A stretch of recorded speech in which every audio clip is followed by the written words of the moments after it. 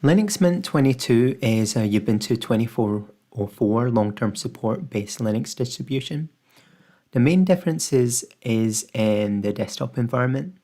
So Ubuntu uses the GNOME desktop environment, which is shown, and also it uses the Snap Package Manager, which is essentially maintained by Canonical. Linux Mint swaps out the GNOME desktop environment for their own Cinnamon desktop-based environment, which is a bit more traditional. And instead of using the canonical Snap-based package manager, they move more towards open source Flatpak package manager, which is being developed across multiple Linux distributions. So one of the main problems with Linux is that each of the main distros uses a different package manager. So a software developer essentially has to repackage their package across multiple formats for it to be used across Linux distributions. So because Ubuntu is one of the main Linux distributions, the Snap store is generally pretty good. And most of the software packages are available with Snap packages. Flatpak, as mentioned, is trying to be essentially distro agnostic, but it's commonly used by Fedora and Mint, and these two are pretty popular distros, so most of the software packages are also available on Flatpak. So one other thing to note is the Cinnamon desktop environment is essentially optimized for XOrg, which is the legacy display server protocol for Linux, whereas GNOME is optimized for Wayland, which is the modern display server protocol. So Wayland supports additional features such as fractional scaling and having multiple monitors with different screen resolutions. For example, a high resolution touchscreen laptop screen and a low resolution traditional monitor. So the Cinnamon desktop essentially misses out on some of these newer features. However, it uses the legacy display driver graphics model and as a consequence isn't as hardware intensive and will run much lighter on older hardware.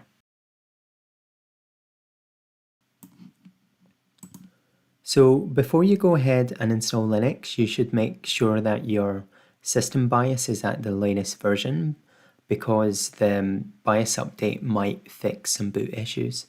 So I'm going to have a look at system information and downloading the latest BIOS update onto a USB on both Windows and Linux. And then I'm going to have a look at creating installation media and then installing Linux Mint. So if I press Windows and R on Windows and type in msinfo32, I'm going to get the system information. So this is a Dell XPS 8960 with a 13th generation Intel processor. It's got the BIOS version of 2.9.1 and the SM BIOS version of 3.4.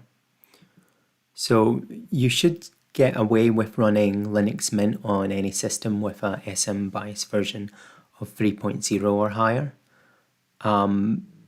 Systems with a SM BIOS version of 2.8 to 2.9 might also run okay.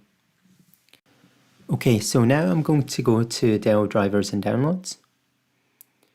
And I'm going to just type in XPS 8960. I want to select check for updates, and then I just want to cancel this. And it'll give me the list, so I can select BIOS, and then I can download the latest BIOS update. Okay, so to prepare the USB, I'm going to download Rufus.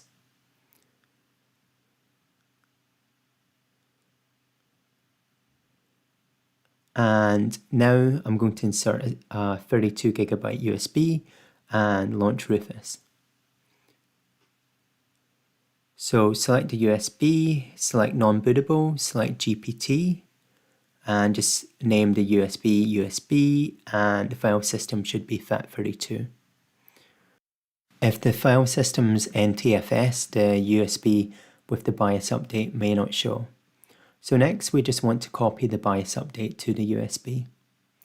And that's the BIOS update USB prepared. So on Linux Mint itself, we want to go to settings, and then we want to select system info, and then upload system information. So this will give us much of the same information that we've seen in MS Info 32. So we see that the BIOS version is 2.9.1, and this is Dell XPS 8960. So let's go to Dell drivers and downloads again and download this latest BIOS update. So this time I'm just going to go through the menus to select the model. And I can just select BIOS and download the BIOS update. So I'm going to insert the 32GB USB flash drive, and this time I'm going to open up the software and search for JSPaint. And then to install the software, I need to input my password and select Authenticate.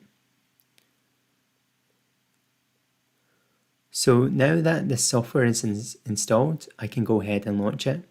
And because it needs root access, I'm going to once again be asked for my password.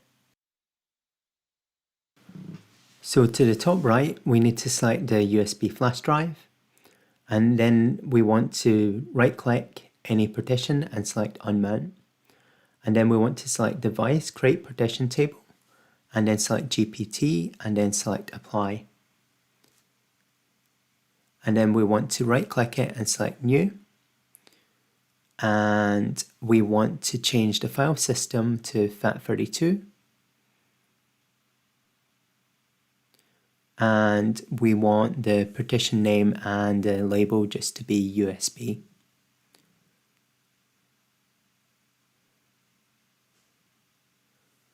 So we can now just select Add, and then we can select Apply, and then Apply again.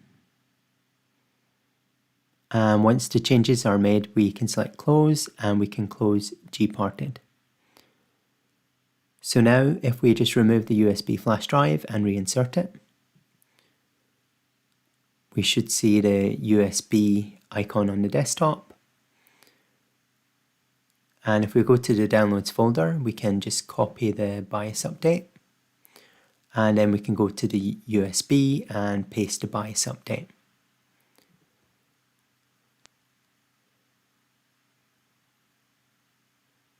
So now I'm just going to shut down. And now I'm going to power up the Dell XPS 8960 with this BIOS update USB.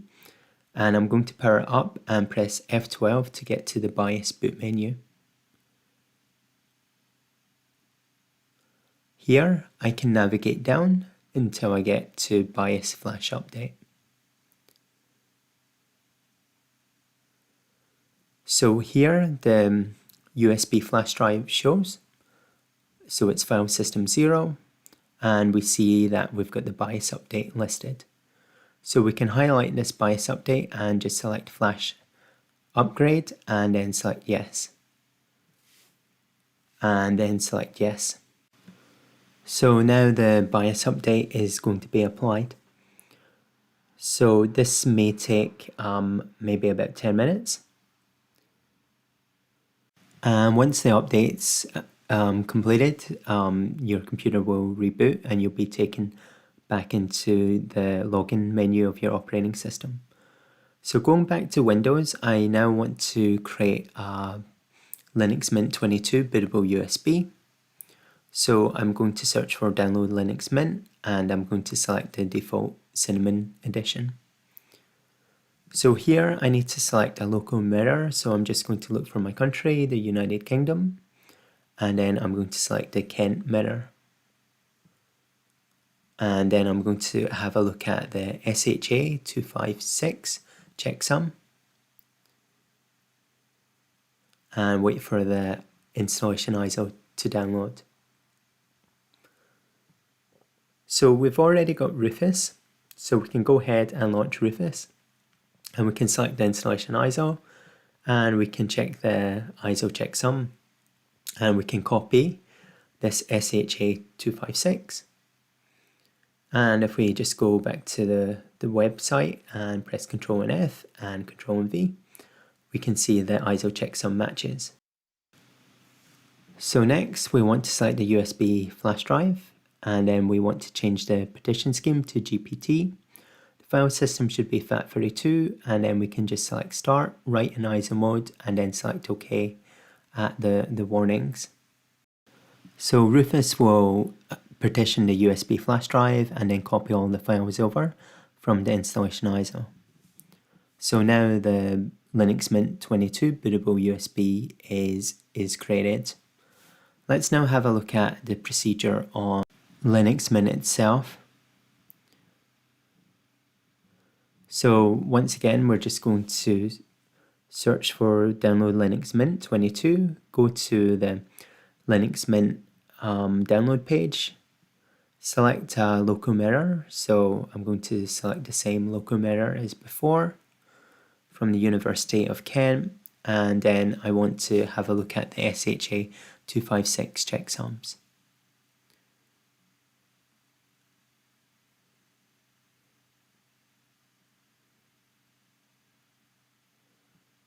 So once the installation ISO has been downloaded, I can open up the terminal, and I can just type in AHCI 256 and drag and drop the ISO over, and then just press enter, and then I'm going to get the installation ISO checksums. So once again, I can just copy this ISO checksum,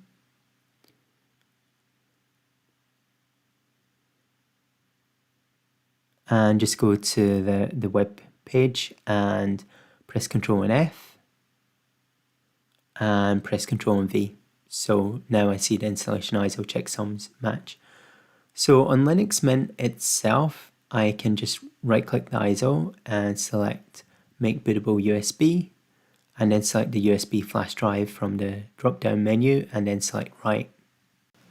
And then because this will require root access, we're going to need to authenticate this action. So just input your password and select Authenticate.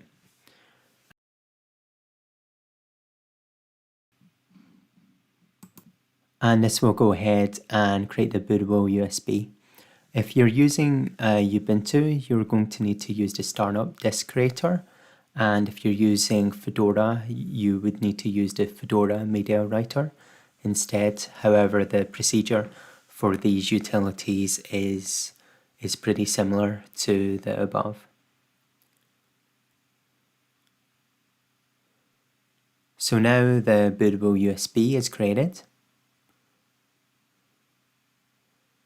So now I'm just going to shut down the system, and I'm going to power up the Dell and press F2 to get to the Dell UEFI BIOS setup.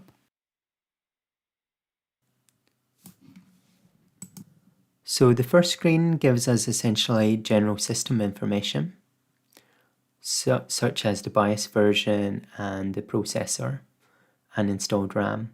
If we go to the Advanced tab, we're going to leave most of the options at their default. However, one option that's important is the SATA/NVMe operation mode. It needs to be set to AHCI/NVMe, which means each drive is going to operate independently. If it's set to RAID, then you need a storage controller driver, and there's no storage controller driver for Linux, so you'll not find the internal drives to actually install Linux on. So most of the other options here are essentially going to be left at their default settings, And if I go to the maintenance tab, I can see we've got this option for Dell Data Wipe on next boot. And then I can select the internal drive and I can perform a data wipe.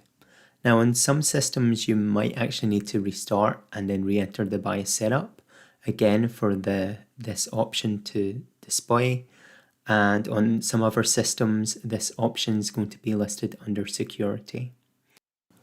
So if I select escape now and then escape again, I just want to select this data wipe on next boot option and set it to disabled.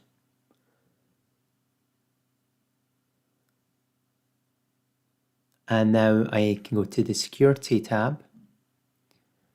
And once again, all these options are essentially going to be left at their defaults. However, if I go to secure boot, I want to check that it's enabled and its secure boot mode is deployed. If I go to the boot tab, I can see I've got an old boot option here. So I just want to go ahead and delete this. And then I'm just going to press enter to delete this. And now I can just go to exit and select save changes and reset.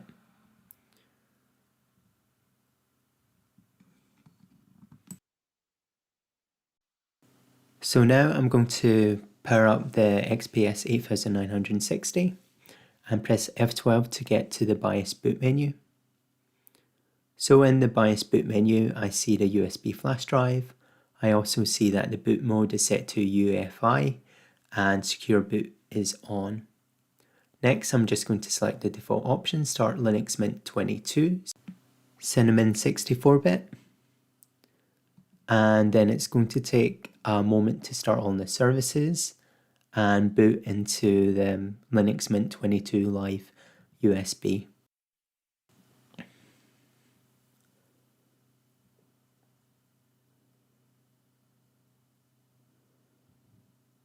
So I'm going to select install Linux Mint.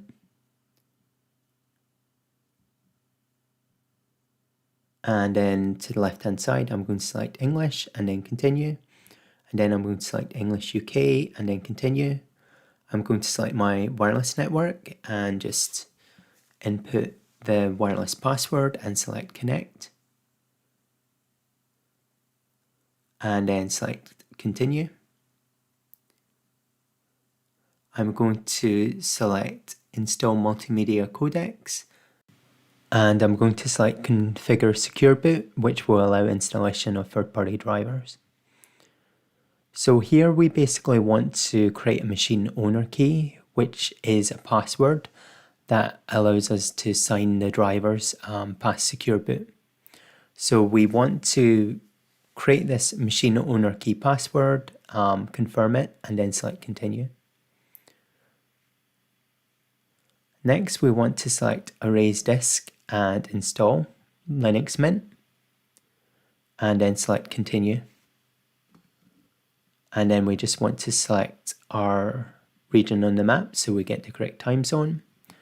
Now we want to input our name, so input your full name, and then input your computer name. And then your username should be all lowercase without any special characters or spaces. Create a password and then confirm your password and then select continue. And now it's going to go ahead and install Linux Mint. So now the installer will take a moment to actually go ahead and install Linux Mint, copying all the files to your internal drive. So once the installation is complete, you're going to be asked whether you want to continue testing or restart now. Select restart now and remove the USB flash drive when prompted and press enter. Now you're going to be showing your machine owner key management screen.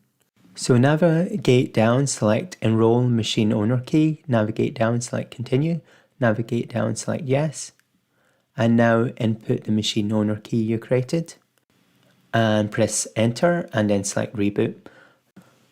Note in the dialog box, you won't actually see any of the keys you type when inputting the machine owner key. So the system will now reboot, and now the system drivers will pass secure boot alongside the operating system. So go to the login screen and select your user account and input your password. Next, you'll be taken to the welcome dialog.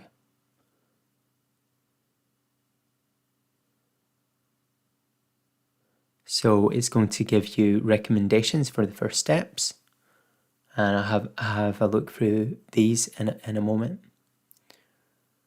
So the first thing we want to do is go to administration, and we want to have a look at the update manager. So here we can select OK and then select install updates. And then because we require authentication, we're going to need to input our password and then select install. So this will essentially install the software updates for the operating system.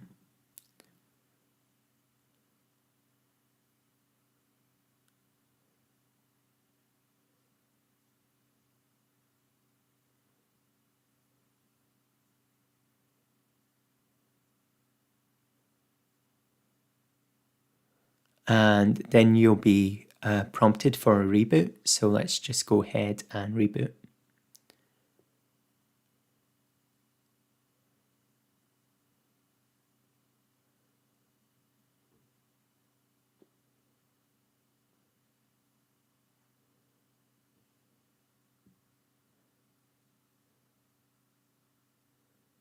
So the next thing I'm going to have a look at under administration is the driver manager.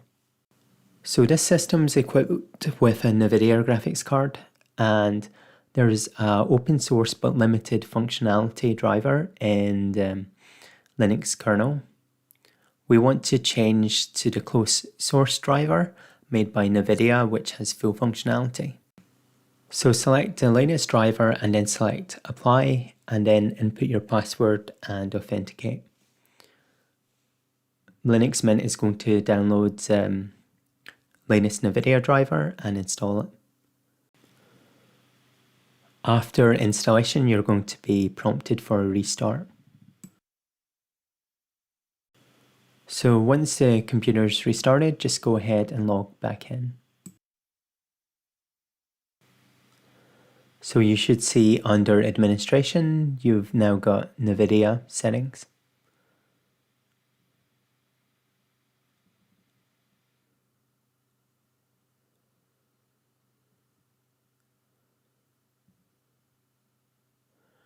So the NVIDIA driver is functioning normally as expected.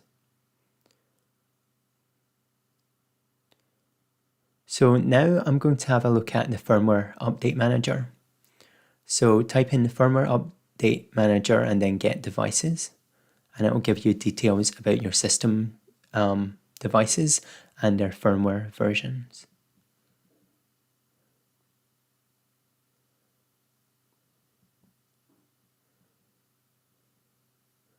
So next we can type in firmware update manager and then get updates.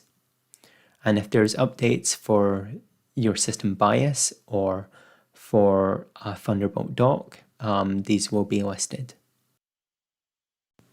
So in this system, I don't have any updates, but if you do have updates, then you type in firmware update manager and then update.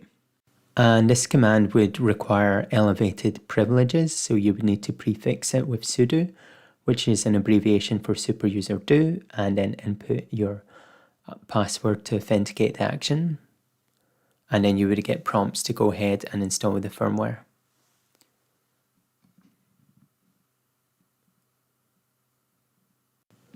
So now I'm just going to have a look at the software manager. So it'll take a moment to update. And I can search for OnlyOffice desktop editors and then just go ahead and select continue.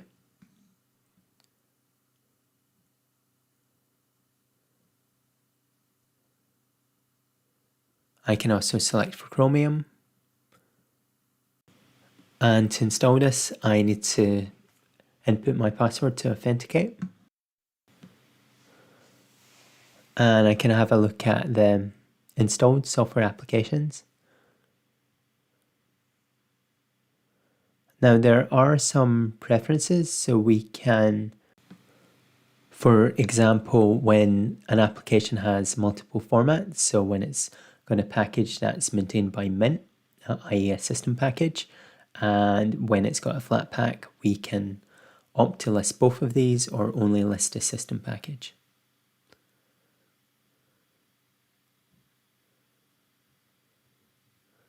So if we open up system settings and go to themes, we can change the themes. So we can change from light mode to dark mode, and we can also change the color of the icons. If we go to advanced settings, we've got more options that we can change.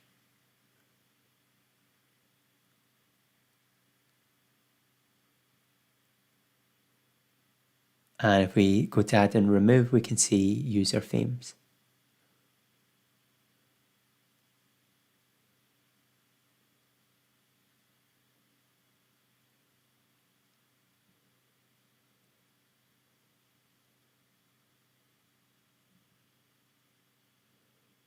So if I just go back to themes and go back to simplified settings, the default settings were actually pretty good, so I'll just go back to these. So to the bottom right beside the system clock, we've got Applets, and we can change what applets we want to see by selecting this Applets menu and adding the ones that we want.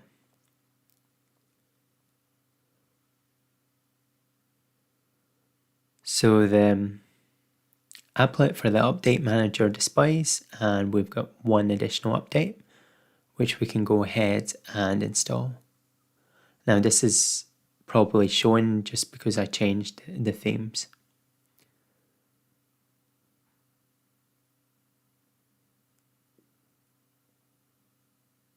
So to the left hand side, we've got the power menu,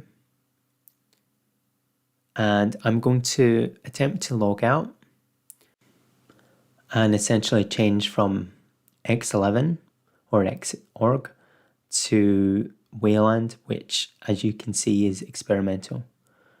So when I log in Wayland, I essentially just get a black screen and the system's completely unusable. So I had to force power down and then change it back to the default. So there's not really that much Wayland support for the Cinnamon desktop environment yet. So I've installed OnlyOffice desktop editors, and this gives me essentially a program that's equivalent to Microsoft Word, Microsoft Excel, and Microsoft PowerPoint, and uses a similar format. And I've installed Chromium, which is the open source browser that both Google Chrome and Microsoft Edge are based upon.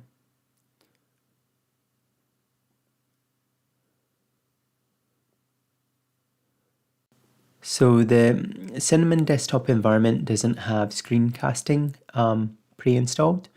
So if I press the print screen button, I can just take a screenshot and this will get saved to images.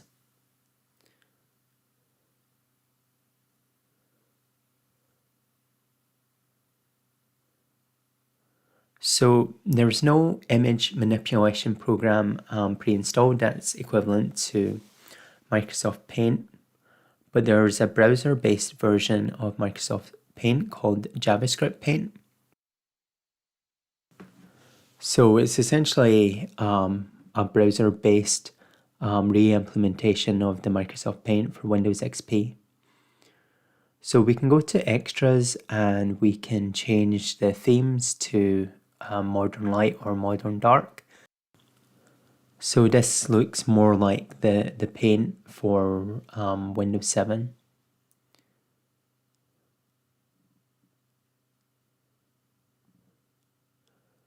So to open up an image, we select File and Open. And then we can navigate to the Pictures folder and then have a look at the image. So for example, if we just want to annotate a slide by adding a red box to it, we can select the box to the left hand side.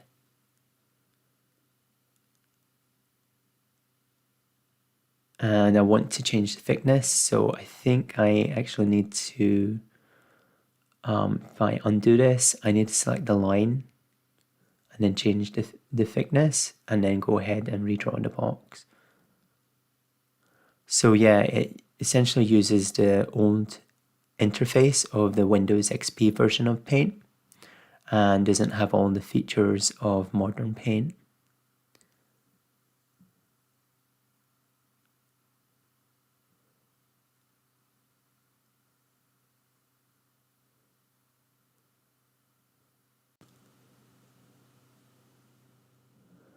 So one of the main features missing from the modern Paint is that we can't zoom out. So we can zoom in to a large size and we can zoom out to the normal size, but we can't zoom out to say 10%.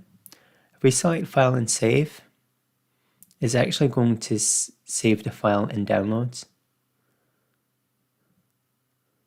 So if we go back to Pictures, we can see that the original file is actually unchanged. But if we go to Downloads,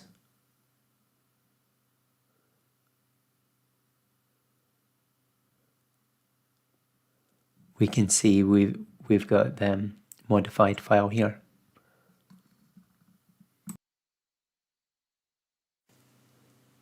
So for screencasting, we can install the software called Vokoscreen.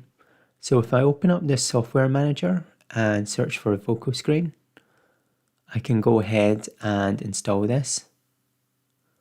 And notice to the right hand side, we can see that this is a system package.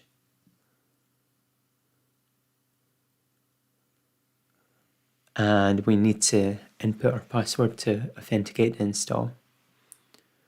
So when I go ahead and launch Vokoscreen, I get this dialog that there is actually a software update available.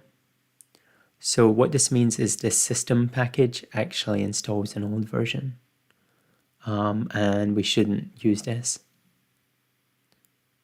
So let's go ahead and uninstall it and have a look at the Flatpak. And we see the Flatpak is at the latest version.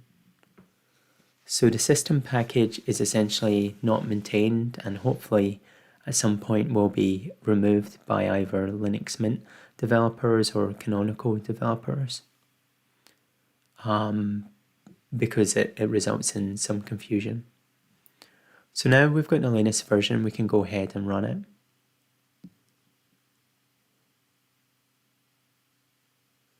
So let's just change the file format to MP4, minimize the recording when the recording starts, and let's go ahead and carry out a screen recording. So we see the icon displays in the bottom right corner, and let me just navigate through some windows and move my mouse and make some subtle changes.